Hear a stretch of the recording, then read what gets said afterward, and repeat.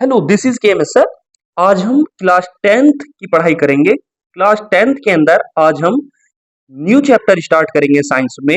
Physics के अंदर प्रकाश, परावर्तन तथा अपवर्तन।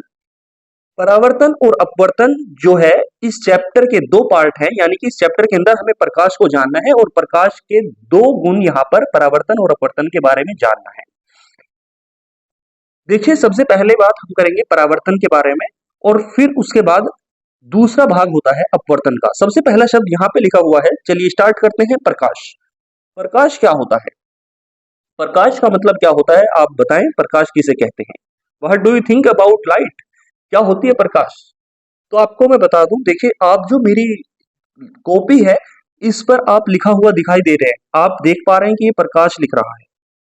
अगर यहाँ पर मैं बिल्कुल डार्क कर दूं, अंधेरा कर दूं, तो क्या आप देख पाएंगे? नहीं। जैसे हमारे पास कोई वस्तु है, कोई भी वस्तु है और हम कमरे के अंदर जाते हैं और लाइट वहां पर जाते हैं, लाइट जब ऑफ रहती है या बिल्कुल एक अंधेरा कमरा है तो आप कुछ भी नहीं देख पाते वस्तु को। लेकिन अगर उसी कमरे के अंदर आप लाइट को जला दें, यानी लाइट का मतलब प्रकाश को जला दें, तो आप वस्तु को देख लेते हैं आसानी से। उसी तरह से सूरज है, सूरज आपके ऊपर है तो आप दिन, सूरज का मतलब दिन है, दिन निकल रहा है तो आप किसी भी वस्तु को आसानी से देख लेते हैं। लेकिन अगर दिन नहीं निकल रहा है, सूरज चला गया है, मतलब रात हो रही है, अंधेरा हो रहा है, तो आपको कोई भी वस्तु दिखाई नहीं देती। मतलब क्या हुआ, ये जो प्रकाश होता है ये एक तरह की ऊर्जा होती है और ये ऐसी ऊर्जा होती है जिसके कारण आप किसी भी वस्तु को देख पाते हैं। मतलब प्रकाश क्या हुआ, वह ऊर्जा जिसके कारण कोई वस्तु दिखाई देती है, कोई वस्तु दिखाई देती है, प्रकाश कहलाती है। बात खत्म। प्रकाश किसे कहते हैं? वह ऊर्जा जिसके कारण कोई वस्तु दिखाई देती है, प्रकाश कहलाता है। क्या हुआ प्रकाश का मतलब? बोलो, याद करने की कोशिश करिए, बोलो खुद से। प्रकाश क्या होता है? वह ऊर्जा जिसके कारण कोई वस्तु दिखाई देती है, प्रकाश कहलाता है। अब प्रकाश के अंदर एक दो गुण या विशेषता मैं आपको छोटी छोटी पॉइंट्स बता देता हूं। देखिए, आप देख रहे हो जैसे हमारे पास कोई वाहन है। बच्चों, वाहन को चलाने के लिए आपको क्या करना पड़ता है? सड़क बनानी पड़ेगी। रेल है, रेलगाड़ी को चलाने के लिए आपको पटरियां बिछानी पड़ती हैं। आपके पास कोई भी चीज है, पानी है, पानी है, पानी को आगे पहुंचाना है, तो पानी को आगे पहुंचाने के लिए आपको क्या करना है? आप नहरें बनाते हैं लंबे मार्ग तक पहुंचाने के लिए। लेकिन जो प्रकाश है, देखो, ऊपर से आता है। ऊपर से कहां से आ रहा है प्रकाश? सूरज से। और सूरज से धरती तक आने में इतना लंबा रास्ता तय करता है, करोड़ों किलोमीटर का। लेकिन क्या कोई रास्ता बना हुआ है, कोई पटरी बिछी हुई है? नहीं। इसका मतलब ये है कि प्रकाश का ये सबसे बड़ा गुण है कि इसके चलने के लिए, इसके संचरण के लिए किसी माध्यम की कोई आवश्यकता नहीं होती है। कॉपी पेन लेकर बैठे, जब एक टॉपिक कंप्लीट हो जाएगा, जब मैं बताऊंगा कि प्रकाश कंप्लीट हो चुका है, फिर आगे टॉपिक शुरू करेंगे, तब आप वीडियो को पॉज करेंगे और इसके नोट्स बनाएंगे। चलिए ठीक है। या एक काम दूसरा ये कर सकते हैं, पहले वीडियो को आप पूरा देखें, नहीं पूरी तरीके से आप पूरा पढ़ाई करते चले और फिर इसके बाद वीडियो को आप दूसरे बार देखेंगे और फिर रोक रोक करके इसके नोट्स बनाते जाएंगे। पहले आप बेहतर तरीके से समझते जाएं बस वीडियो को। देखिए जरा, प्रकाश का क्या गुण हुआ? पहला गुण मैंने बताया कि प्रकाश के संचरण के लिए किसी माध्यम की आवश्यकता नहीं होती। दूसरा, अब देख ले भाई, प्रकाश का जो वेग होता है, जैसे आपके पास रेलगाड़ी है, तो रेलगाड़ी बच्चों कितनी गति से चल सकती है? मान लो आप सोच रहे हैं कि भाई 200 किलोमीटर प्रति घंटे की स्पीड से चल रही है। इस तरह से हर किसी की अपनी अपनी स्पीड होती है, लेकिन प्रकाश जो होता है ये इतनी तेज गति से चलता है, सूरज से निकलता है। देखो, इतना लंबा रास्ता तय करता है। सूरज और पृथ्वी के बीच में शायद हो सकता है 15 करोड़ किलोमीटर का फासला है लगभग। तो क्या होगा, इतनी दूरी तक चलने में सूरज तो बहुत लंबा रास्ता तय करता है, तो इसका मतलब इसकी स्पीड बहुत ज्यादा होगी, तभी ये सूरज पृथ्वी पर इतनी तेजी से आ जाता है। तो आपको मैं बता दूं कि इसकी जो स्पीड होती है, देखो कितनी होती है। इकाई, दहाई, सैकड़ा, हजार, 10,000 और यहाँ पर एक जीरो लगा देते हैं। इस तरह से देखो, 8 जीरो लिखी, 1 2 3 4 5 6 7 और 8, और यहाँ पे लिख दिया 3।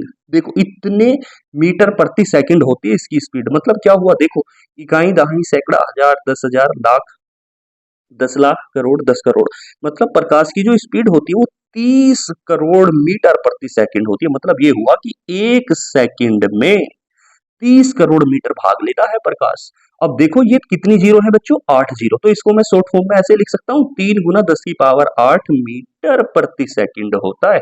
बस इतनी ही बात आप ध्यान रखेंगे। ये मोटी मोटी दो बातें इसकी आपको प्रकाश की ध्यान रखनी है। चलिए भाई ठीक है, प्रकाश कंप्लीट हो गया। प्रकाश का मतलब क्या हुआ? वह ऊर्जा जिसके कारण कोई वस्तु दिखाई देती है, प्रकाश कहलाता है। प्रकाश के गुण मैंने आपको बताया कि इसके संचरण के लिए किसी माध्यम की आवश्यकता नहीं होती और इसका वेग 3 गुना 10 की पावर 8 मीटर प्रति सेकंड होता है। अब बात करते हैं प्रकाश के जो मुख्य गुण हैं, जो हमें पढ़ना है परावर्तन और अपवर्तन के बारे में। तो स्टार्ट करते हैं। परावर्तन मतलब कि प्रकाश का परावर्तन। नाउ व्हाट इज दिस, क्या होता है प्रकाश का परावर्तन? आपने नाम सुना है बार बार। देखिए प्रकाश का परावर्तन मैं आपको बता दूं, देखो जैसे हमारे पास आप ऐसे समझे, एक हमारे पास ये बोतल है, हमारे पास जो बोतल है मैंने पारदर्शी बोतल ली, एक हमारे पास कलर्ड बोतल है। देखो एक हमारे पास पारदर्शी बोतल है बच्चों, पारदर्शी बोतल है, एक हमारे पास कलर वाली बोतल है। पारदर्शी बोतल में से जब प्रकाश को गुजारेंगे, आप लेजर लाइट ले लो, कोई भी प्रकाश ले लो, और इसमें से आप गुजारेंगे तो आपको ये जो प्रकाश है ये इधर से इधर पार हो जाएगा। लेकिन अगर ये मान लो आपकी जो बोतल है वो कलरफुल है, स्टील की बोतल है, तो क्या आप इधर से इधर प्रकाश को गुजार पाएंगे? नहीं। मतलब क्या देख रहे हैं आप कि ये जो बोतल है इसमें से तो प्रकाश निकल गया, और जबकि ये जो बोतल है इसमें से प्रकाश नहीं निकला। दूसरी चीज, ये जो बोतल है इसमें क्या आपको किसी तरीके का कोई कलर नजर आया? नहीं। आप कहेंगे कि बोतल पारदर्शी है क्योंकि इसमें से प्रकाश गुजर रहा है, जबकि आप इसमें से प्रकाश नहीं गुजर रहा। आप कहेंगे कि ये जो बोतल है ये नीले कलर की है, जिस तरीके का भी इसका रंग होगा ये लाल कलर की है, आप ऐसा बताएंगे। तो ऐसा क्यों हो रहा है? देखो मतलब ये हुआ कि ये जो बोतल थी इसमें से तो प्रकाश सीधा निकल गया, लेकिन ये जो बोतल थी कलर वाली, इस पर जब प्रकाश आया ऐसे तो टकराया, इसका कलर आपको पता ही नहीं चला कि बोतल कैसी है, आपको सफेद कलर की दिखाई दे रही है, जबकि सफेद कोई रंग नहीं होता। ध्यान रखेंगे सफेद कोई रंग नहीं होता। जो कलर होते हैं वास्तविक कलर वो 7 होते हैं, आपने सुना होगा वाई बग्योर। चलिए अब इस पर जब प्रकाश की किरण टकराएगी तो टकरा करके आपको पता चला कि भाई ये जो बोतल है इसका कोई कलर नहीं है, इसका कोई कलर है। इसका कलर क्यों हो रहा है? क्योंकि आपको लगा कि इस पर जब प्रकाश की किरण आई टकरा करके वो आपकी आंखों पर चली जाती है, और जिसकी वजह से आपको इसका कलर दिखाई दे जाता है। जबकि ये जो पारदर्शी बोतल थी इस पर प्रकाश की किरण जैसे ही टकराएगी तो टकरा करके वापस नहीं मुड़ रही, आपकी तरफ नहीं भाग रही, आपकी आंखों पर नहीं पड़ रही, जिसकी वजह से आपको कलर ही नहीं पता चल पाया। इसी के आधार पर चलो समझो प्रकाश का परावर्तन। देखो मान लो ये हमारे पास मैंने ले लिया कोई चिकना या पोलिशदार पृष्ठ। ये जो लाइन है ये लाइन क्या है बच्चों? चिकना या पोलिशदार पृष्ठ हमने मान लिया। देखो ये है हमारे पास चिकना, या हम मान सकते हैं कोई पॉलिशदार पृष्ठ। इस पर हमने इस तरीके से प्रकाश डाला, इस तरीके से। ये क्या है? प्रकाश की किरण। जब चिकनी या पॉलिशदार पृष्ठ पर ये प्रकाश की किरण है, प्रकाश की किरण आती है और आकर के आप देखेंगे तो वो टकराएगी। जैसे ही टकराएगी, टकरा करके उसका जो ज्यादातर भाग होगा, अधिकांश भाग होगा, वो जिस डायरेक्शन में, देखो ऊपर की तरफ से आ रही है, ऊपर की दिशा से आ रहा है प्रकाश, तो ऊपर की ही तरफ वापस से ऐसे भाग जाएगा। इसका जो अधिकांश भाग है वो क्या हो जाता है बच्चों? ज्यादातर जो भाग है, जब कोई प्रकाश की किरण किस पे टकरा रही है, प्रकाश की किरण चिकने पोलिशदार पृष्ठ पर टकराती है, तो उसका अधिकांश भाग जो होता है वो क्या हो जाता है? परावर्तित हो जाता है। परावर्तित हो जाता है उसी दिशा में परावर्तित हो जाता है। इस घटना को ही हम प्रकाश का परावर्तन कहते हैं। मतलब क्या हुआ प्रकाश का परावर्तन? जब कोई प्रकाश की किरण चिकने या पोलिशदार पृष्ठ पर टकराती है तो उसका अधिकांश भाग वापस उसी दिशा में परावर्तित हो जाता है। इस घटना को प्रकाश का परावर्तन कहते हैं। तो प्रकाश का परावर्तन क्या आपको याद हो चुका है? वीडियो को पॉज करिए और आप बिना देखे इसे बताने की कोशिश करिए। एक बार फिर से देख लेते हैं प्रकाश का परावर्तन क्या होता है। जब कोई प्रकाश की किरण चिकने या पोलिशदार पृष्ठ पर टकराती है तो उसका अधिकांश भाग वापस उसी दिशा में परावर्तित हो जाता है। इस घटना को प्रकाश का परावर्तन कहते हैं। अब देखिए प्रकाश के जो परावर्तन है इसके 2 नियम होते हैं। पेपर में आपसे पूछेगा प्रकाश का परावर्तन क्या होता है, इसके नियम बताइए, रूल्स। तो प्रकाश के परावर्तन के बच्चों 2 नियम है। देखो एक बात तो आप ये समझ लो, देखो हमारे पास ये जो प्रकाश की किरण आ रही है, नियम को याद रखने के लिए इसको समझो फिर से। ये जो प्रकाश की किरण आ रही है इस किरण को हम कहते हैं आपतित प्रकाश।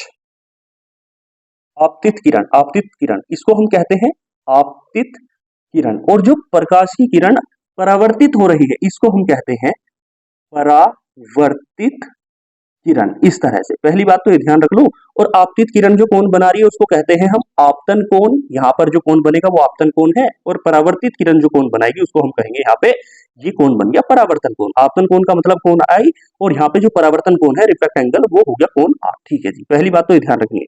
दूसरा, आपतित किरण यहाँ पे आई और आपतित किरण इस पॉइंट पे टकरा रही है। आप इस पॉइंट को हमने कह दिया कि ये आपतन बिंदु है। आपतन बिंदु पे अगर मान लो कोई इस तरीके से विलंब मान लिया हमने, तो ये देखो आपतन बिंदु पे हमने अभिलंब मान लिया, और ये आपतन बिंदु पे आने वाली किरण है, और ये आपतन बिंदु पे अभिलंब मान रखा है, और ये इसी तरीके से यहाँ से परावर्तित हो रही है। तो ये जो तीनों चीज होंगी, मतलब आपतित किरण, आपकी ये आपतित किरण, और ये परावर्तित किरण, और ये आपतन बिंदु पर जो अभिलंब है, देखो ये तीनों एक ही प्लेन में है, एक ही तल में है। पहला रूल यही है।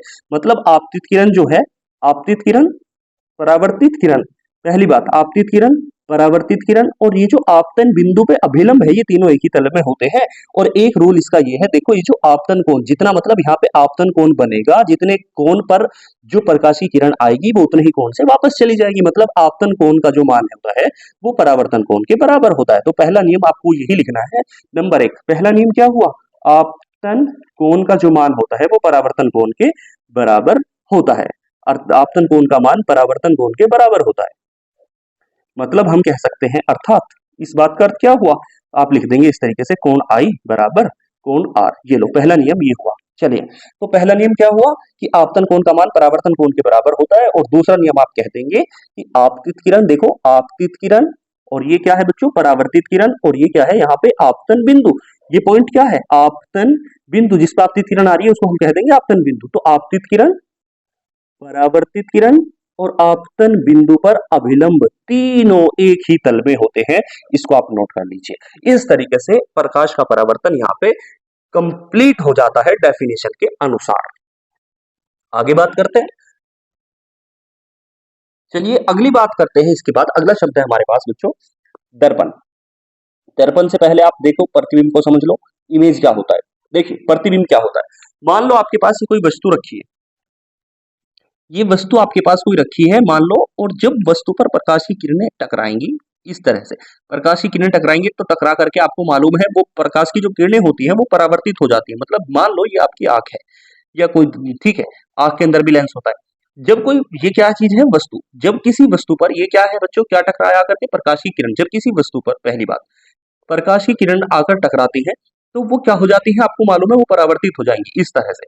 जब वो परावर्तित हो जाएंगी तो वो आंख के ऊपर, आपकी आंख के ऊपर उसकी आकृति प्राप्त हो जाती है। इस तरह से उनकी आकृति प्राप्त हो जाती है, और ये जो आकृति है इसी को हम कहते हैं प्रतिबिंब। मतलब क्या है, जब किसी वस्तु पर प्रकाश की किरण टकराती है तो उनका परावर्तन हो जाता है, और परावर्तन के बाद आंख पर जो आकृति दिखाई देती है उसे ही प्रतिबिंब कहते हैं। ठीक है जी।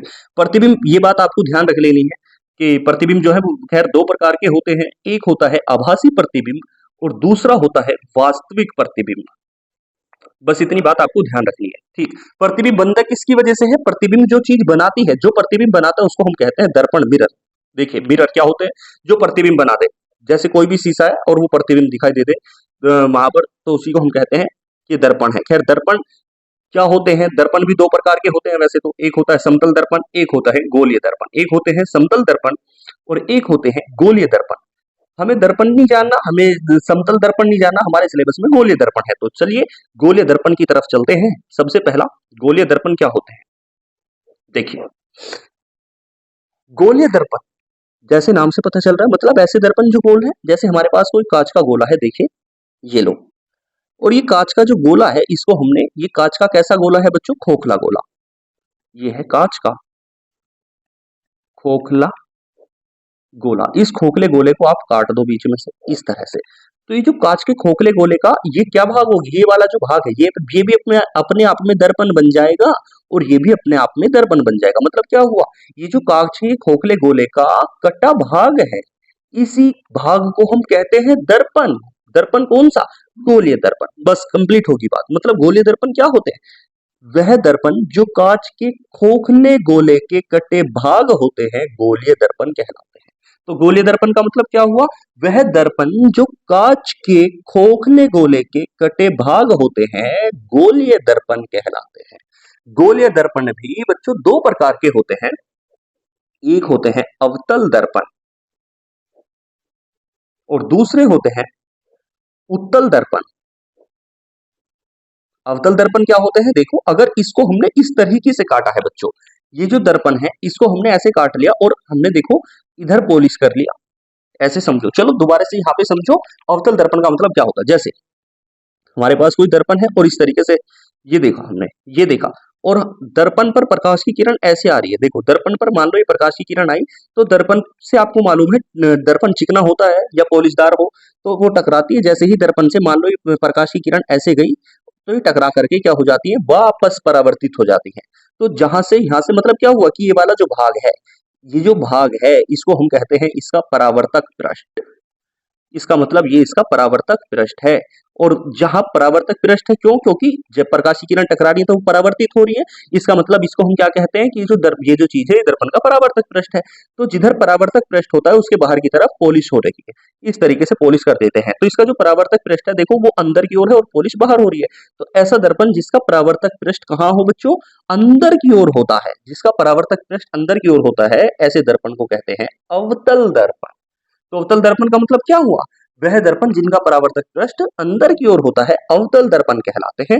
और उत्तल दर्पण का मतलब क्या हो जाएगा? वे दर्पण जिनका परावर्तक पृष्ठ बाहर की ओर होता है उत्तल दर्पण कहलाते हैं। देखिए, अगर मान लो इस तरीके से एग्जाम्पल ले लो, हमारे पास ये लो इस तरह से, और इस तरह देखिए, और हम कह रहे हैं कि इस तरह से अ, इसका जो परावर्तक पृष्ठ है वो हम मान लें कि बाहर की तरफ है। जैसे एग्जाम्पल इस तरीके से अगर हमने रख लिया जैसे, और इसका जो परावर्तक पृष्ठ हम मान रहे हैं बाहर की तरफ है तो इसको हम कह देंगे उत्तल दर्पण। चलो इतनी बात ध्यान रख लो, वह दर्पण जिनका परावर्तक पृष्ठ अंदर की ओर होता है अवतल दर्पण कहलाते हैं, और वे दर्पण जिनका परावर्तक पृष्ठ बाहर की ओर होता है उत्तल दर्पण कहलाते हैं।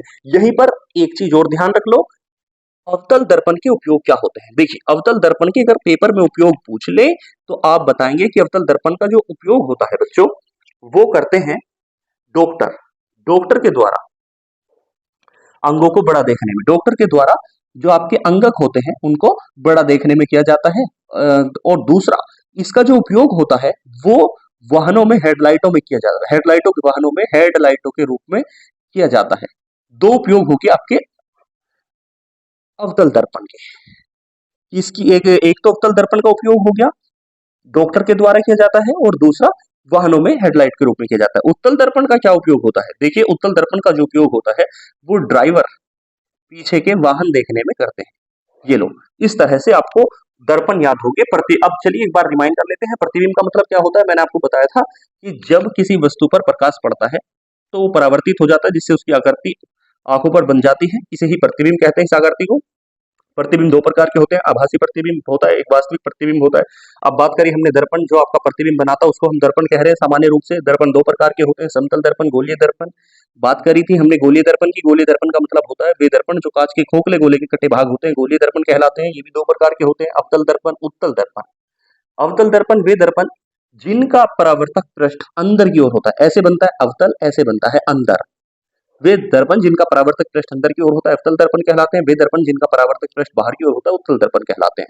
अवतल दर्पण के क्या इस्तेमाल होते हैं? डॉक्टर अंगों को बड़ा देखने में करते हैं, और वाहनों के हेडलाइट में इनका इस्तेमाल होता है। उत्तल दर्पण का जो उपयोग होता है वो ड्राइवर पीछे के वाहनों को देखने में करते हैं। इस तरीके से ये आपका काम कंप्लीट हो गया। अब हम बात करते हैं दर्पण से संबंधी कुछ परिभाषाओं की।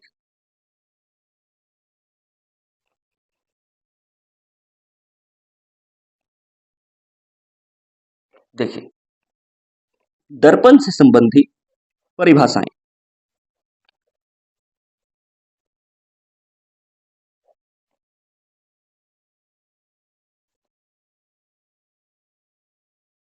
आपने परिभाषा बहुत सारी सुनी होंगी। देखिए,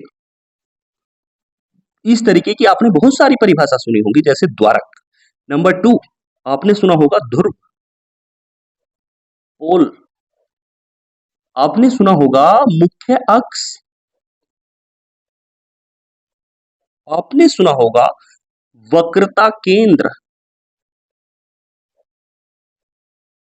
आपने सुना होगा वक्रता त्रिज्या। सारी चीजें भी याद करा दूं आपको यहीं पर।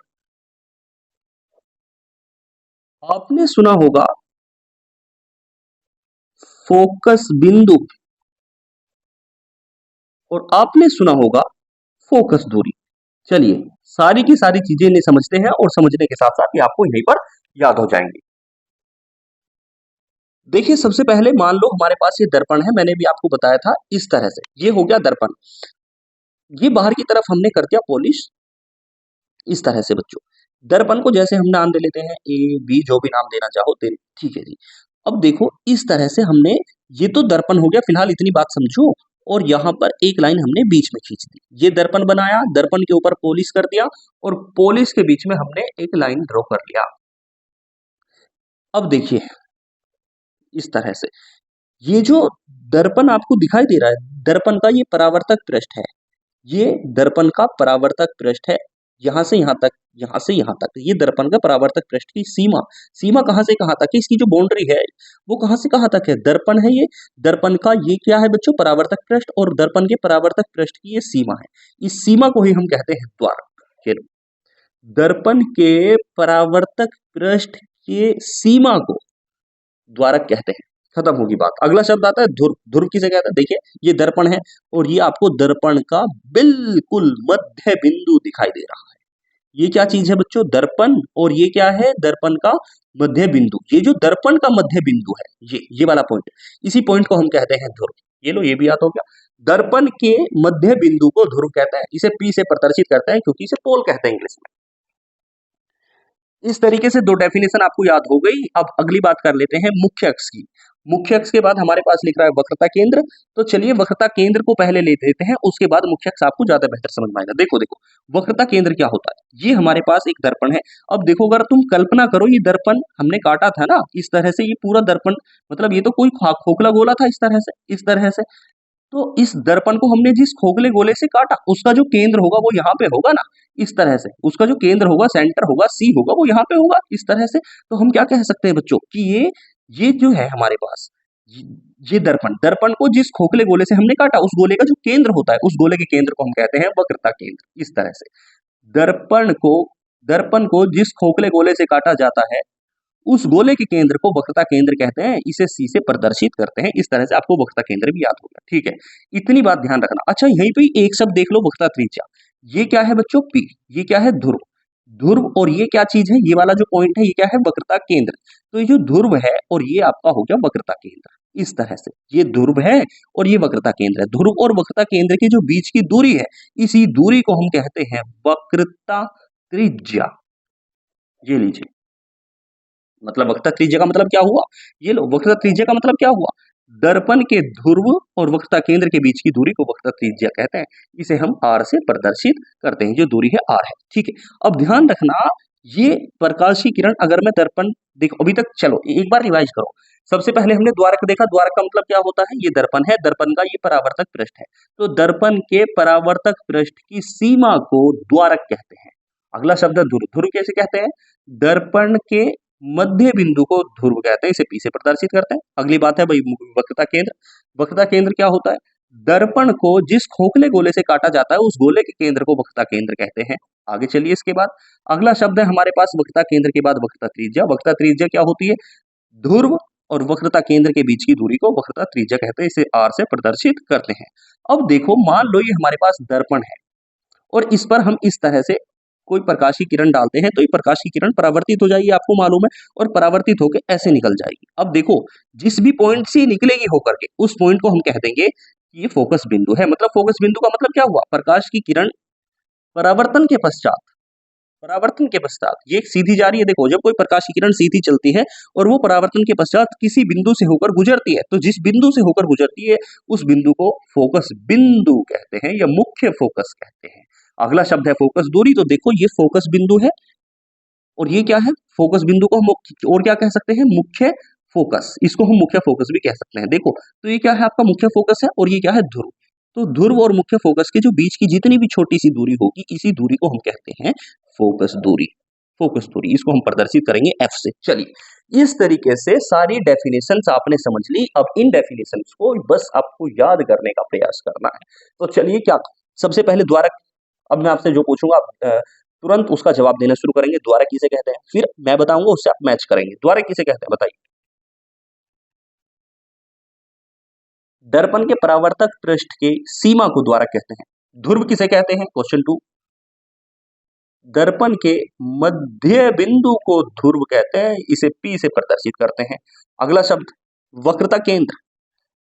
दर्पण को जिस खोखले गोले से काटा जाता है, उस गोले के केंद्र को वक्रता केंद्र कहते हैं। इसे सी से प्रदर्शित करते हैं। अगला शब्द वक्रता त्रिज्या। दर्पण के ध्रुव और वक्रता केंद्र के बीच की दूरी को वक्रता त्रिज्या कहते हैं। इसे आर से प्रदर्शित करते हैं। अगला शब्द मुख्य फोकस। जब कोई प्रकाश की किरण समांतर आती है और वो परावर्तन के पश्चात किसी बिंदु से होकर गुजरती है, तो उस बिंदु को फोकस बिंदु या मुख्य फोकस कहते हैं। अगला शब्द है फोकस दूरी। बोलिए, ध्रुव और फोकस बिंदु के बीच की दूरी को फोकस दूरी कहते हैं, इसे ऐसे प्रदर्शित करते हैं। अब लास्ट में एक चीज देख लो, मुख्य अक्ष। देखो बच्चों, ये जो लाइन है आपकी, ये क्या था यहाँ पे, ये क्या था यहाँ पर, ये दर्पण था, और यहाँ पर ये फोकस है और ये केंद्र है, मतलब ये मुख्य फोकस है और ये आपका वक्रता केंद्र है। इस तरीके से ये जो लाइन है, ये वाली जो हमने लाइन है, ये जो लाइन है देखो, ये मुख्य फोकस से भी होकर गुजर रही है और वक्रता केंद्र से भी होकर गुजर रही है। तो इस लाइन को ही हम कहते हैं मुख्य अक्ष। मुख्य अक्ष का मतलब क्या हुआ, वह रेखा जो मुख्य फोकस और वक्रता केंद्र से होकर गुजरती है, मुख्य अक्ष कहलाती है। इस तरह से आपको सारी डेफिनेशंस याद हो चुकी होंगी। अब बात करते हैं, ये जो दर्पण है देखो, ये प्रतिबिंब बनाते हैं। किस तरीके से ये प्रतिबिंब को बनाएंगे, ये 6 प्रतिबिंब बनाएगा। ये वाला जो दर्पण होता है आपका अवतल दर्पण, ये 6 प्रतिबिंब बनाएगा। आपने सुना होगा पेपर में इस तरीके के सवाल की, जब वस्तु अनंत पर रखी होती है, जब वस्तु अनंत और वक्रता केंद्र के बीच में रखी होती है, जब वस्तु वक्रता केंद्र पर रखी होती है, और जब वस्तु वक्रता केंद्र और ध्रुव के बीच में रखी होती है, जब वस्तु ध्रुव पर रखी होती है। इस तरह से आदि आदि आदि आपने बहुत सारे सवाल सुने होंगे, और ये प्रतिबिंब बनाते हैं। आपने इस तरीके से पढ़ा भी होगा कि भाई जब वस्तु अनंत पर होती है तो कभी इसका प्रतिबिंब जो है वो इस तरीके से बन जाता है, कभी आपको इस तरीके से सिखाया होगा, कभी आपको इस तरीके से सिखाया होगा। वो कैसे कैसे बनते हैं, कौन सी स्थिति में कैसा बनता है, कब आभासी बनता है, कब वास्तविक बनता है, छोटा बड़ा, उसी चीज को अब हमें यहाँ पर समझना है। तो देखिए, कुछ टेक्निक, कुछ ट्रिक आपको बताएंगे, और उस ट्रिक के आधार पर आप A to Z सवाल को बिल्कुल आसानी से सॉल्व करेंगे। तो सबसे पहली बात देखिए, टेक्निक। प्रतिबिंब जो है आपको मैं बता दूं, पहले आपको याद करना है प्रतिबिंब कहां कहां पर बनता है। देखो, प्रतिबिंब जो है बच्चों, देखिए देखिए, ये है आपके पास कौन सा दर्पण है। अगर यहाँ पे पॉलिश कर दो और अंदर की तरफ इसका परावर्तक पृष्ठ है, ये हमने इस तरीके से यहाँ पे मुख्य अक्ष खींचा। आपको मालूम है ये तो पोल होता है, ये क्या होता है यहाँ पे, फोकस होता है, ये क्या होता है यहाँ पे, सेंटर होता है, वक्रता केंद्र होता है, ये क्या होता है यहाँ पे, ये अनंत होता है। अब देखो, जब वस्तु देखो, पहला केस तो ये हो सकता है कि आपकी जो वस्तु है, पहले नंबर पहला केस, वो अनंत पर हो। दूसरा, मैंने क्या बताया, वस्तु कहां कहां हो सकती है, एक तो वस्तु आपकी अनंत पर हो सकती है बच्चों, ये अनंत है और ये वक्रता केंद्र है। दूसरी वस्तु आप कहां रख सकते हो, अनंत और वक्रता केंद्र के बीच में रख दो। तीसरी जो पोजीशन हो सकती है, वो वस्तु को आप सीधा अनंत वक्रता केंद्र पर रख दो। चौथी जो पोजीशन हो सकती है, उसमें वस्तु को आप बोलो कहां रखोगे, वक्रता केंद्र और फोकस के बीच में रख दो। पांचवा जो केस हो सकता है, उसमें आप वस्तु को फोकस पर रख सकते हो। और छठा जो केस होता है, उसमें आप वस्तु को फोकस और ध्रुव के बीच रख सकते हो। बस इस तरह से 6 ही प्रतिबिंब अवतल दर्पण के बनेंगे। यही आपको याद रखना। बताओ कहां कहां हम वस्तु को रख सकते हैं, बताइए, खुद से बताइए, वीडियो को पॉज करिए और बताने की कोशिश करिए। अच्छा बताइए, चलिए।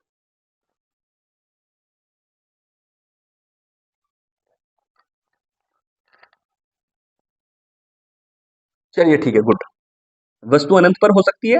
दूसरा, अनंत और वक्रता केंद्र के बीच में हो सकती है। वक्रता केंद्र पर हो सकती है। वक्रता केंद्र और फोकस के बीच हो सकती है। फोकस पर हो सकती है। फोकस और ध्रुव के बीच हो सकती है। अब देखो, सवाल ये है कि जब वस्तु अनंत पर रखी हो तो प्रतिबिंब कहां बनता है, इस वक्र अनंत और वक्रता केंद्र के बीच हो तो प्रतिबिंब कहां बनता है। मतलब 6 की 6 केस में आपसे पूछेगा पेपर में कि प्रतिबिंब कहां बनता है, और यही बहुविकल्पीय निकलने के चांस है। देखिए जरा, अब आपको क्या करना है, आपने 5 नंबर लिख दिए, छठे नंबर को ऐसे ही छोड़ दो। आपने इस तरीके से 5 नंबर तक लिखा। अब 5 के नीचे उल्टी गिनती आपने इधर से इधर तक 5 तक लिखते चले गए। ठीक है, 6 तो आपने लिख दिया, उसे छोड़, 6 को छोड़ दीजिए फिलहाल के लिए। आपने 5 तक लिखा। अब इसके नीचे उल्टी गिनती इधर से लिखते चले जाइए। 5 के नीचे 1, इस तरह से, यहाँ पर 2, इसके नीचे 3, इसके नीचे 4, इसके नीचे 5। ठीक है, इतनी बात आपको याद हो गई। चलिए, अब देखो क्या करोगे। अब वो कहेगा, पहली वस्तु, वो कहेगा आपसे पेपर में कि जब वस्तु अनंत पर रखी हो तो प्रतिबिंब बताइए कहां बनता है। आपको क्या करना है, पहले से पहला मिला दो। देखो, जब वस्तु अनंत पर रखी हो तो प्रतिबिंब कहां बनेगा, पहला नंबर कहां आ रहा है, फोकस पर। जब वस्तु अनंत पर रखी हो तो प्रतिबिंब बनता है फोकस पर। ये लो, पहला आपको याद हो चुका है। दूसरा, वो आपसे कहेगा जब वस्तु अनंत और वक्रता केंद्र के बीच रखी हो तो प्रतिबिंब कहां बनता है, दूसरे से दूसरा मिलाओ। देखो, दूसरा ये रहा, तो दूसरा किस किस के बीच में है, फोकस और वक्रता केंद्र के बीच में है। तो आप कहेंगे कि जब वस्तु अनंत और वक्रता केंद्र के बीच रखी हो तो प्रतिबिंब फोकस और वक्रता केंद्र के बीच बन जाता है। It's too much easy. इसके बाद तीसरा, जब वो कहेगा आपसे जब वस्तु वक्रता केंद्र पर रखी हो, जब वस्तु वक्रता केंद्र पर रखी हो तो बताओ प्रतिबिंब कहां बनेगा। तीसरे से तीसरा मैच कर दो, प्रतिबिंब वक्रता केंद्र पर बन जाएगा।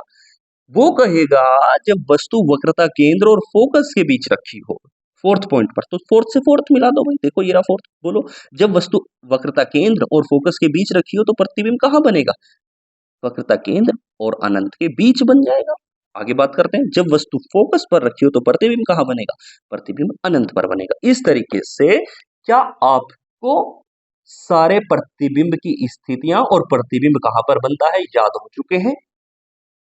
ठीक है, वेरी गुड। अब आगे बात करते हैं। अब इनको प्रतिबिंब तो आपने याद कर लिए। देखो, हमेशा ध्यान रखना है बच्चों, जहां भी प्रतिबिंब बनेगा, इन पांचों की पांचों स्थिति में एक चीज ध्यान रखना, प्रतिबिंब जो होगा वो आपका वास्तविक बनेगा। पहली बात, एक टेक्निक, प्रतिबिंब वास्तविक बनेगा और जहां वास्तविक बनेगा वहां पे प्रतिबिंब उल्टा बनेगा।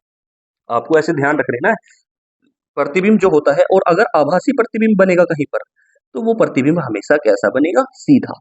बस आपको ये ध्यान रखना है, वास्तविक बनेगा तो उल्टा, मतलब ये ट्रिक ध्यान रखनी है आपको। वाव वाव वाव का मतलब क्या है? वास्तविक होगा तो उल्टा होगा। आभासी, सी, आभासी, लास्ट में सी की आवाज आ रही है, तो इस तरीके से आप रखेंगे सीधा। अब आभासी होगा तो आपका प्रतिबिंब कैसा बनेगा? सीधा बनेगा। चलो आगे बात करते हैं। इसके बाद आपने ये देख लिया, वास्तविक होगा तो उल्टा होगा और आभासी होगा तो सीधा होगा। ये भी ध्यान रखेंगे कुछ रूल्स। बस अब चल देते हैं हम प्रतिबिंब बनाने की तरफ, उसके लिए कुछ रूल्स आपको ध्यान रखने हैं। 3 रूल्स, 3 नियम, 1 2 3, 3 नियम याद कर लो और फिर प्रतिबिंब बनाना शुरू करते हैं। ये चीज तो आपको याद हो गई बहुत अच्छे से। पहला रूल देखिए, ये हमने क्या बताया, मान लो हमारे पास ये दर्पण है। कौन सा दर्पण है? अवतल दर्पण। और ये आपके पास हो गई है मुख्य अक्ष इस तरह से। और बच्चों हमने क्या माना यहाँ पे? ध्रुव। यहाँ पे क्या हो गया? फोकस। और यहाँ पर क्या हो गया? वक्रता केंद्र। यहाँ पर है आपका अनंत। इस तरह से मान लो वस्तु हमने अनंत पर रख दी, और इस तरीके से, मतलब कहने का ये कि जब प्रकाश की किरण, देखो ये प्रकाश की किरण ऐसे जाएगी, ऐसे कैसे जा रही है? ये समांतर जा रही है ना। जब प्रकाश की किरण समांतर जाती है मुख्य अक्ष की, ये मुख्य अक्ष है, मुख्य अक्ष के बिल्कुल सीध में जा रही है, समांतर जा रही है, तो वो फोकस से होकर के गुजरेगी। पहला रूल यही है आपका। इस तरह से ऐसे जाएगी तो वो किससे होकर गुजर जाएगी? फोकस से। पहला रूल हो गया याद। तो पहला रूल क्या हुआ? प्रतिबिंब बनाने के लिए 3 रूल है। पहला रूल क्या हुआ कि जब प्रकाश की जो किरण है वो सीधी जाती है तो वो फोकस से होकर गुजर जाती है। दूसरा रूल, अगर वो फोकस से ही होकर गुजर गई इस तरह से, तो फोकस से होकर के जब वो गुजरेगी, मतलब तिरछी होकर के फोकस से गुजरेगी, तो वो समांतर हो जाएगी। समांतर का मतलब सीधी हो जाएगी, इस तरह से हो जाएगी। दूसरा रूल आपको याद हो गया। मैंने क्या बताया? अगर मतलब सीधी जाएगी तो फोकस से होकर गुजरेगी और तिरछी हो जाएगी, और फोकस से होकर जाएगी, तिरछी जाएगी तो समांतर हो जाएगी। तीसरा रूल और लास्ट रूल ये है कि जब कोई प्रकाश की किरण वक्रता केंद्र से होकर के जाती है, तो ऐसे वक्रता केंद्र से होकर के जाएगी तो वापस उसी दिशा में आ जाती है। क्या तीनों रूल आपको याद हो चुके हैं? प्रतिबिंब बनाने के 3 नियम है। पहला नियम क्या है? अब आप मुझे बताने की कोशिश करिए।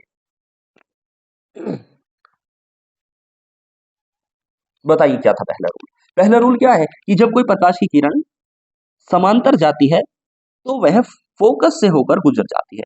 जब कोई प्रकाश की किरण फोकस से होकर जाती है तो समांतर हो जाती है। जब कोई प्रकाश की किरण वक्रता केंद्र से होकर जाती है तो वापस उसी दिशा में आ जाती है। चलिए, अब ये चीज जो है आप वीडियो को पॉज कर ले, पहले इनकी प्रैक्टिस कर लो जो मैं कह रहा हूं, और उसके बाद आप प्रतिबिंब बनाने की कोशिश करेंगे। अदरवाइज यहाँ पर अगर ये लर्न नहीं हो पाए तो प्रतिबिंब में बार बार फंस जाएंगे। पहले वीडियो को पॉज करो और इनको बनाकर देखो कि और हिसाब लगाओ अपना कि प्रतिबिंब यहाँ पर वस्तु रखी है तो प्रतिबिंब कहां पर बनेगा। सबसे पहला काम आपको यही करना है। चलिए, जब इस काम को कर चुके हो, अब इस वीडियो को दोबारा से देखो। अब यहाँ पे वीडियो पॉज कर चुके हो और ओपन करो, और अब देखो यहां पर हमारे पास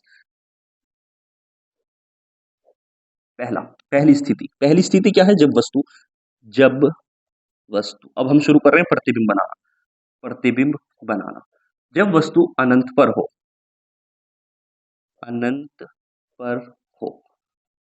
वो कहेगा जब वस्तु अनंत पर हो तो उसका प्रतिबिंब बनाइए, और कैसा बनेगा उसका चित्र बनाइए, रेखा चित्र बनाइए। तो ये लो, हमने क्या किया? ये तो हमने इस तरह से दर्पण को बना दिया, यहां पर हमने पॉलिश कर दिया।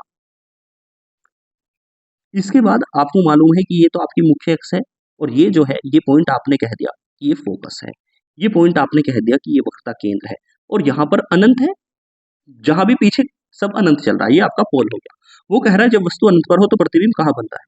अभी आपने याद करे थे, देखिए मैंने क्या बताया था, क्या बताया था भाई, यहाँ पे पोल है, यहाँ पे फोकस है, यहाँ पर क्या है आपका सेंटर है, यहाँ पर अनंत है। पहला नंबर हमने किसको दिया था, अनंत को, दूसरा अनंत और वक्ता केंद्र के बीच में, तीसरा था वक्ता केंद्र पर, चौथा हमने केंद्र और फोकस के बीच में, पांचवा हमने फोकस पर। फिर यहाँ पर हमने क्या दिया था, इस तरीके से 1 2 3 4 5 अपोजिट। अब मुझे बताओ, जब वस्तु अनंत पर है, वो कह रहा है जब वस्तु अनंत पे है तो प्रतिबिंब बनाइए, कैसे बनाओगे। जब वस्तु अनंत पर है तो प्रतिबिंब कहाँ बनेगा, पहले से पहला मैच कर दो भाई, फोकस पे बनेगा। तो देखो क्या, जहां पे प्रतिबिंब बनेगा बस आपको वहां पे लाइन काटना है, वहां पे क्या करना है, लाइन काटना, और आपको चित्र बन जाएगा, तैयार हो गया सब काम। चलिए, तो क्या है, वो कह रहा है जब वस्तु अनंत पर हो, मतलब अनंत से आपको लाइन भेज दो इस तरह से, ये लो आपको इस तरह से अनंत से लाइन भेज दो बच्चों, इस तरह से, ऐसे ऐसे अनंत से लाइन भेज दो। अब जब लाइन जाएंगी समांतर जाएंगी तो वो कहां से होकर गुजरेंगी, फोकस से, ये लो ऐसे काट दो, ये भी फोकस से होकर गुजर जाएगी इस तरह से। देखो जहां लाइन कटेगी आपका वहां पे ही प्रतिबिंब बन चुका है, इस तरह से। तो हमने क्या देखा, जब वस्तु आपकी कहां पर है, अनंत पे है, तो आपका प्रतिबिंब कहां बन गया, फोकस पर बन गया। इस तरह से ये पहला चित्र हो गया यार। और देखो प्रतिबिंब जो है वो बच्चों कैसा बन रहा है, मैंने क्या बताया, पांचों की पांचों केस में कैसा बनेगा, वास्तविक बनेगा, और वास्तविक बन रहा है तो चाप में कैसा बन रहा है, उल्टा। और देखो ध्रुव से यहाँ तक की बहुत कम दूरी है, मतलब छोटा बनेगा प्रतिबिंब जो है वो आपका, छोटा बन गया, वास्तविक बन गया, उल्टा बन गया। इस तरीके से पहला प्रतिबिंब आप बनाना सीख चुके हैं। दूसरे प्रतिबिंब की तरफ चलते हैं, जब वस्तु कहां पर रखी हो, अनंत और वक्ता केंद्र के बीच में रखी हो। देखिए, जब वस्तु कहां पर हो, अनंत, अनंत तथा वक्रता केंद्र के बीच हो, बताइए प्रतिबिंब कहां बनेगा। तो आप क्या करेंगे, सबसे पहले ये लो पॉलिश करिए, मुख्य अक्ष सीधा करना है आपको। यहां पर क्या हो गया, पोल हो गया, और यहां पर क्या हो गया बोलो, यहां पर है आपका फोकस, यहां पर हो गया आपका सेंटर, और यहां पर हो गया आपका अनंत। मान लिया वो क्या कह रहा है, जब वस्तु अनंत और वक्ता केंद्र के बीच में हुई, मतलब ये अनंत है, ये वक्ता केंद्र है, यहां पर आपने वस्तु को रख दिया इस तरह से। बच्चों जब वस्तु को यहाँ पे रख दिया तो बताओ प्रतिबिंब कहां बनेगा। अब ये भी आपने देखा है, जब वस्तु अनंत और वक्रता केंद्र के बीच हो, मतलब दूसरी लोकेशन पे हो, तो पहली लोकेशन तो हमने यहाँ पे मानी थी, दूसरी लोकेशन हमने कहां पे मानी थी, यहाँ पे मानी थी, याद करो। तो कहां पे बनेगा प्रतिबिंब, देखो इनके बीच में बनेगा, मतलब केंद्र और फोकस के बीच में। तो देखो क्या होगा, जब वस्तु अनंत और वक्रता केंद्र के बीच में है तो प्रतिबिंब कहां बनाए, देखो इसको ऐसे भेज दो, ये वस्तु हो गई, ए भी मान सकते हो वस्तु को चाहो तो। और इस तरीके से ये प्रकाश की किरण ऐसे जा रही है, समांतर जा रही है, तो आपको मालूम है, बोलो कहां से करोगे, फोकस से होकर के गुजार दो इस तरह से, ये लो सीधी खींचनी है आपको, फोकस से होकर गुजर गया। अब देखो, अब क्या करना है, अब प्रकाश की जो किरण है आपको वो भेज देनी है वक्रता केंद्र से। आपको प्रतिबिंब यहाँ पे बनाना है तो वक्रता केंद्र से होकर भेज दो इस तरह से, इस तरह से। देखो कहां पे कट कर रही है दोनों लाइन, दोनों लाइन जो है वो वक्रता केंद्र और फोकस के बीच में कट कर रही है, इस तरीके से आप कह देंगे कि यहाँ पे इनका प्रतिबिंब बनेगा। ये प्रतिबिंब ए बी है, तो आपको इस तरीके से लिख सकते हो, ये ए बी है, आप कह देंगे कि इसका जो प्रतिबिंब है वो बी ए डैश बनता है, बी डैश ए डैश बनता है। अगर आपने वस्तु मानी है ए बी, तो आप प्रतिबिंब मानेंगे डैश की फॉर्म में, ए बी, वस्तु आपने क्या मानी, ए बी, तो प्रतिबिंब जो है वो आप क्या मानेंगे, ए डैश बी डैश, लेकिन उल्टा बन रहा है इसलिए क्या कहेंगे, बी डैश ए डैश बनेगा, ऐसा आप कहेंगे। तो क्या देखा हमने, जब वस्तु अनंत और वक्ता केंद्र के बीच में, तो प्रतिबिंब कहां बन रहा है उसका, अनंत और वक्ता केंद्र के बीच में। और कैसा बनेगा बच्चों, वास्तविक बनेगा, उल्टा बनेगा, और छोटा बनेगा। चलिए तीसरी बात करते हैं, तीसरा पॉइंट है हमारे पास, जब वस्तु कहां पर हो, वक्रता केंद्र पर। जब वस्तु वक्रता केंद्र पर हो तो कहां पे बनेगा प्रतिबिंब, देखिए सबसे पहले अब खुद से सोल्व करने की कोशिश करिए। सबसे पहले ये दर्पण, पॉलिश, मुख्य अक्ष, ये हमारा पोल है, ये फोकस है, और ये वक्रता केंद्र है। वस्तु कहां पर है, वक्रता केंद्र पर, मतलब यहीं पर वस्तु है इस तरह से। अब देखो ऐसे जाएगी किरण, कहां से होकर गुजरेगी, फोकस से। आपको ये तो मालूम होगा, देखो अभी भी पहले से देख लो एक मिनट, ये क्या था यहाँ पे बच्चों, पोल था, यहाँ पर क्या था, फोकस था, यहाँ पर क्या था, केंद्र था, यहाँ पे क्या था, अनंत था। पहला केस ये था, दूसरा केस, तीसरा केस, चौथा केस, पांचवा केस, अपोजिट करते जा रहे हैं, 1 2 3 4 5। इस तरह से देखो, वस्तु अनंत पे है तो प्रतिबिंब बताओ कहां पर बनेगा? तीसरा नंबर वक्रता केंद्र पे। मतलब कहां पे बनेगा? जब वस्तु वक्रता केंद्र पे हो तो प्रतिबिंब भी वक्रता केंद्र पर बनेगा। इसका मतलब ये है आपका। तो देखिए, इस तरीके से जब हमने यहाँ पर इसको भेजा प्रकाश की किरण को, तो ये आकर के फोकस से होकर गुजर गई ऐसे। अब देखो क्या होगा। मैंने क्या बताया पहला रूल? ये होता है कि जब कोई प्रकाश की किरण समांतर जाती है तो फोकस से होकर गुजर जाती है। और अगर दूसरा रूल, अब बोलो इसकी जो प्रकाश की किरण है, एक और प्रकाश की किरण हम भेजेंगे, अब वो कहां से भेजना चाहिए हमें? बोलो फोकस से। इस तरह से वो फोकस से होकर भेजेंगे तो वो कैसी हो जाती है बच्चों? आपको मालूम होना चाहिए कि वो तिरछी जाती है, फोकस से होकर गुजरती है तो वो समांतर हो जाती है इस तरह से, ऐसे ऐसे। ये लो, ये यहाँ पे इनका प्रतिबिंब बन गया। प्रतिबिंब देखो कहां पर बना? वक्रता केंद्र पे बन रहा है। मतलब क्या हुआ? जब वस्तु ए बी कहां पर है? वक्रता केंद्र पर है, तो प्रतिबिंब भी आपका कहां पर बन रहा है? वक्रता केंद्र पर बनता है। और देखो साइज ना छोटा ना बड़ा, इधर की तरफ होते हैं तो छोटे होते हैं और इधर की तरफ होते हैं तो बड़े होते हैं। ये सेम साइज का बन रहा है। मतलब क्या होगा? समान आकार का। कहां पर बना? वक्रता केंद्र पर। आप लिख देंगे कि प्रतिबिंब वक्रता केंद्र पर बन रहा है।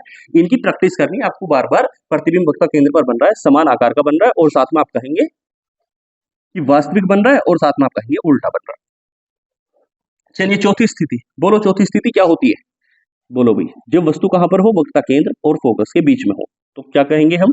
जब वस्तु वक्रता केंद्र तथा, देखो चौथी स्थिति कहां होती है? ये वक्रता केंद्र है और ये फोकस है। चौथी स्थिति यहां पर है, तो वक्रता केंद्र तथा फोकस के बीच हो। ये हम चौथी स्थिति में सोल्व करेंगे, फोकस के बीच हो। बताइए प्रतिबिंब कहां बनाओगे आप जब चौथी स्थिति में वस्तु वक्रता केंद्र और फोकस के बीच में? तो प्रतिबिंब कहां बनाओगे? देखो चौथा पॉइंट ये यहाँ पर है। इसका मतलब आपको प्रतिबिंब बनाना है वक्रता केंद्र और अनंत के बीच में। तो चलिए वस्तु वक्रता केंद्र और फोकस के बीच रख देते हैं। सबसे पहले काम क्या करोगे? ये लो, यहाँ पर आपकी पोलिस, और इस तरह से ये हो गया मुख्य अक्ष, ये आपका पोल, ये यहाँ पर हो गया आपका फोकस बिंदु, यहाँ पर हो गया वक्रता केंद्र। वस्तु कहां पर रखनी है? वक्रता केंद्र और फोकस के बीच में। वक्रता केंद्र और फोकस के बीच में। तो ये रहा वक्रता केंद्र, ये रहा फोकस, यहाँ पे वस्तु को रख दो। ये लो, जब वस्तु को रखोगे तो आपको मालूम है प्रकाश की किरण ऐसे जाएगी तो वो फोकस से होकर गुजरेगी इस तरह से। ये तो फोकस से होकर के गुजर जाती है, ऐसे जाएगी, ऐसे निकल जाएगी। अब देखो प्रतिबिंब हमें बनाना कहां पे बच्चों? प्रतिबिंब चौथे लोकेशन कहां पे है? चौथी लोकेशन कहां पे है? देखो चौथी लोकेशन है अनंत और वक्रता केंद्र के बीच में। मतलब ये वक्रता केंद्र है, यहाँ पर अनंत है, मतलब इनके बीच में हमें पॉइंट काटना है यहाँ पे। अब तो क्या करें? अब पहली लाइन तो हमने ऐसे भेज दी, अब बोलो दूसरी लाइन में क्या कर सकते हैं? आपको ये करना है, बताइए, खुद सपोज करिए। चलिए टाइम देता हूं आपको।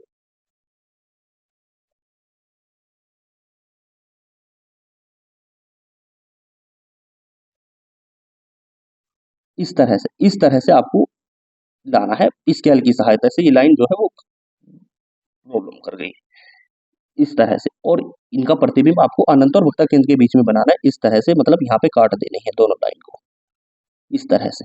ये लो, यहाँ पे काट देना है आपको ठीक तरीके से। चलिए दोबारा देखते हैं। देखिए दोबारा देखते हैं। जब वस्तु कहां पर हो? वक्रता केंद्र और अनंत के बीच। देखिए पॉइंट क्या था हमारे पास? जब वस्तु कहां पर थी? वक्रता केंद्र और फोकस के बीच में। दोबारा देखिए इस तरीके से। ये लो,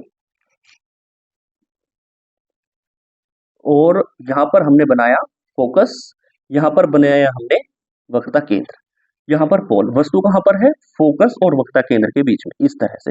यहाँ पर आपकी वस्तु हो गई, और इस तरीके से जब ये यहाँ से जाएगी तो ऐसे ही ये निकल गया, ये लाइन। ये लो, ऐसे जाएगी तो ऐसे निकल जाएगी। अब बोलो प्रतिबिंब कहां बनता है? अनंत और वक्रता केंद्र के बीच में, मतलब इनके बीच में। यहाँ पे लाइन कटनी चाहिए। तो इस तरीके से आप क्या करेंगे? देखो आप ऐसे ऐसे लाइन को निकालो और यहाँ पे इन दोनों को कट कर दो इस तरह से बच्चों, इस तरह से। ऐसे जाएगी और ऐसे निकल जाएगी। चलिए ठीक है। इस तरीके से आपका जो प्रतिबिंब है वो कहां पर बन गया? वक्रता केंद्र और अनंत के बीच में बन गया। अब अगली बात करते हैं, आखिरी बात। जब वस्तु कहां पर हो? जब वस्तु सीधा फोकस पर हो जाए। इसमें प्रतिबिंब आपका बड़ा बनेगा, बस ये ध्यान रखेंगे, वास्तविक होगा उल्टा होगा। अगला पॉइंट, पांचवा पॉइंट, जब वस्तु कहां पर हो? जब वस्तु फोकस पर हो।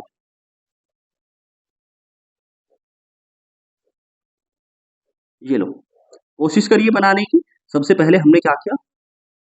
पोलिस, और उसके बाद हमारे पास ये फोकस है, और यहाँ पर हमारे पास सेंटर है। यहाँ पर हमारे पास कहीं अनंत होगा, ठीक है, अनंत को शो करने की आवश्यकता नहीं है। वस्तु कहाँ पर रखी है बच्चों? फोकस पर। आखिरी, ये लो, फोकस पे वस्तु रखी है, इस तरह से समांतर गई, समांतर जाएगी तो फोकस से होकर के गुजर जाएगी, आपको मालूम होना चाहिए। अब आपको ये भी मालूम है, जब वस्तु फोकस पे हो तो प्रतिबिंब कहाँ बनता है? बोलिए कहाँ बनता है? जब वस्तु फोकस पर हो, 5वें नंबर पर, तो प्रतिबिंब कहाँ बनता है बच्चों? 5वें नंबर पे, 5वां से 5वां मिला दो, अनंत पर। मतलब ये हुआ कि ये जो प्रतिबिंब है वो कहीं पे लाइन कटेंगी नहीं, वो अनंत तक जाती रहेंगी। आपने पहली लाइन तो गुजार दी, दूसरी लाइन को क्या करोगे?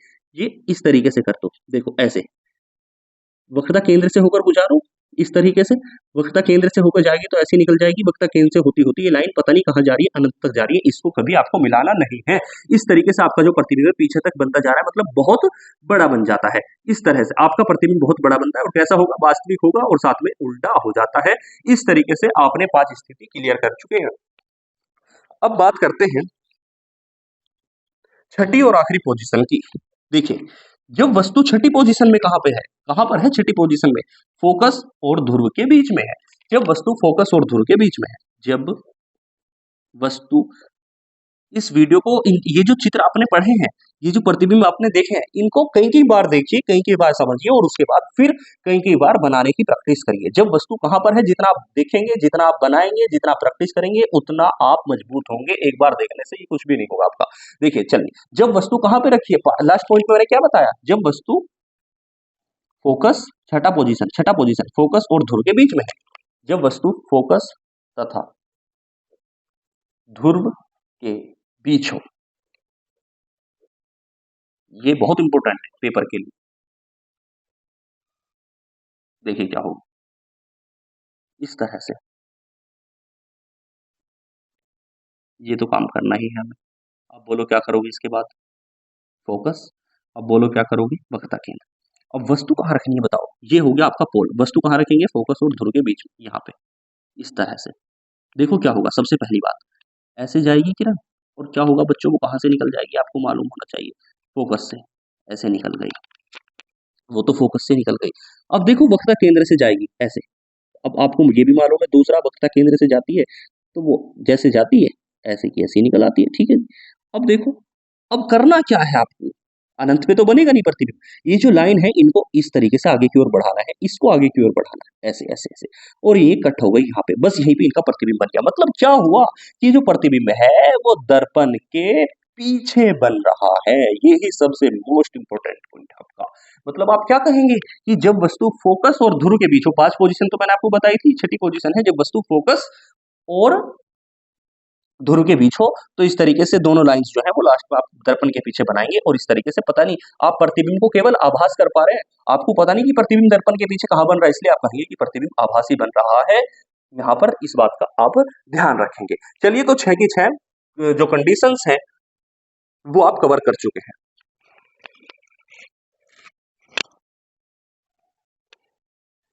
इसके बाद हम देखेंगे उत्तल दर्पण से बने प्रतिबिंब। देखिए ध्यान रखेंगे, उत्तल दर्पण से प्रतिबिंब को कैसे बनाएं। अभी आप सीख चुके हैं अवतल दर्पण से प्रतिबिंब का बनना। अवतल दर्पण से हमने 6 केस में प्रतिबिंब को बनाना सीखा था। उत्तल दर्पण से केवल 2 स्थितियों में प्रतिबिंब बनेंगे। इतनी बात आप ध्यान रखेंगे, 2 ही स्थितियां हमें पढ़नी है। सबसे पहली स्थिति देखिए, मैं आपको बता दूं, उत्तल दर्पण से 2 स्थितियों में प्रतिबिंब बनेंगे। पहली बात तो ये ध्यान रखेंगे, उत्तल दर्पण जो होता है वो इस तरीके से होता है। देखिए देखिए, ये देखिए, ये बात आपको ध्यान रखनी है कि इस तरीके से उत्तल दर्पण होता है आपका, और उत्तल दर्पण के जो फोकस दूरी होती है वो आपको इधर की तरफ लिखनी है। देखिए इस तरीके से, ये उत्तल दर्पण की फोकस दूरी है, और यहाँ पर ये उत्तल दर्पण का जो है वो वक्रता केंद्र होगा, सी होगा। बस इतनी बात आपको ध्यान रखनी है। चलिए, अब देखिए उत्तल दर्पण की जो स्थिति होंगी वो 2 होंगी। पहली स्थिति ये होगी सिर्फ जब वस्तु हमारे पास कहाँ रखी हो, पहली स्थिति जब वस्तु जो है वो अनंत पर रखी हो। एक केस तो ये बनेगा जब वस्तु अनंत पर हो तो प्रतिबिंब कैसा बनेगा। दूसरी स्थिति जो होगी हमारे पास जब वस्तु ध्रुव और अनंत के बीच हो, ध्रुव तथा अनंत के बीच हो, 2 ही स्थिति होंगी। पहली बात आप ये ध्यान रखेंगे, जो प्रतिबिंब होता है उत्तल दर्पण का, हमेशा ये भी आप टेक्निक, पहली टेक्निक तो ये ध्यान रखेंगे, चित्र इस तरीके से बनेगा। कितनी स्थिति से प्रतिबिंब बनेगा उत्तल दर्पण की? 2 स्थिति से। एक वस्तु अनंत पर होगी और दूसरा वस्तु ध्रुव तथा अनंत के बीच होगी। ध्यान रखेंगे उत्तल दर्पण जो होता है वो हमेशा सीधा प्रतिबिंब बनाता है, और जब सीधा बनता है तो इसका मतलब आपको मैंने बता रखा है कि वो प्रतिबिंब कैसा होगा, आभासी होगा। ये बात भी आप ध्यान रखेंगे। तो चलिए पहली बात स्टार्ट करते हैं। सबसे पहले वो कह रहा है कि जब वस्तु अनंत पर हो तो उत्तल दर्पण का प्रतिबिंब कैसा बनेगा। जब वस्तु कहां पर हो, अनंत पर हो। ये लीजिए, सबसे पहले इस तरीके से हम ऐसे ड्रॉ करेंगे। अगर अवतल दर्पण होता है तो उसको आप ऑलरेडी सीख चुके हैं। उत्तल दर्पण है और वस्तु अनंत पर है, तो आपको ये तो मालूम है जब वस्तु अनंत पर होती है तो प्रतिबिंब कहां पर बनेगा, फोकस पर बनेगा। ठीक है, तो इस तरीके से आपने ये प्रतिबिंब, ये मिरर बनाया, और यहाँ पर मुख्य अक्ष, यहाँ पर पॉलिश होगी, और उत्तल दर्पण के इधर की तरफ होता है आपका फोकस, और इधर की तरफ होता है वक्रता केंद्र यानी सेंटर। वस्तु कहां पर रखी है, अनंत पर। देखिए ये तो होता है मध्य बिंदु पोल है, और पोल के इधर जितना भी डिस्टेंस है, ये सब डिस्टेंस कहां की है, ध्रुव के जो इधर का एरिया है वो सारा क्या है, अपने आप में अनंत है। मतलब ध्रुव के इधर का सब कुछ एरिया अनंत है। अब देखो वस्तु कहां पे, अनंत पे, मतलब अनंत से प्रकाशीय किरणें जा रही है। इस तरीके से देखो, जब ये अनंत है, पोल के इधर का जो एरिया है वो अनंत है, तो अनंत से प्रकाशीय किरणें ऐसे चली, इस तरीके से चल रही है, और वो चल करके कहां पे मिलेंगी, बोलो, फोकस पर। बस प्रतिबिंब फोकस पे बनाना, तो इस तरीके से एफ पे काट दीजिए लाइन को, इस तरह से, लाइक दिस। यहाँ पे ये आपस में मिल गई, तो यहीं पे इनका प्रतिबिंब बन गया। अब चाहो तो इन्हें पीछे की तरफ इस तरीके से बढ़ा सकते हो, इस तरीके से पीछे की ओर इन्हें बढ़ा दो, और यही आपका तैयार हो गया। प्रतिबिंब कैसा बना आपका, यहाँ पे आप ध्यान बताएंगे कि प्रतिबिंब जो है वो छोटा बनता है।